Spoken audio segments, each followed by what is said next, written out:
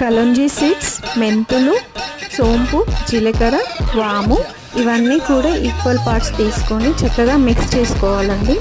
ఇలా మిక్స్ చేసుకున్న దాన్ని ఒక స్పూన్ తీసుకొని ఒక గ్లాస్ ఆఫ్ వాటర్లో యాడ్ చేసి నైట్ అంతా సోక్ చేసుకొని ఎర్లీ మార్నింగ్ ఎంటీ స్టమక్తో తీసుకోవాలండి. అప్పుడు మనకి మంచి రిజల్ట్ అనేది ఉంటుంది. హెయిర్కి ఇంకా మన డైజెషన్కి కూడా బాగుంటుంది. సో మీకు కనుక ఈ టిప్ నచ్చినట్లయితే please like and share, subscribe to my channel and thanks for watching. Do follow for more videos. చలో బాయ్.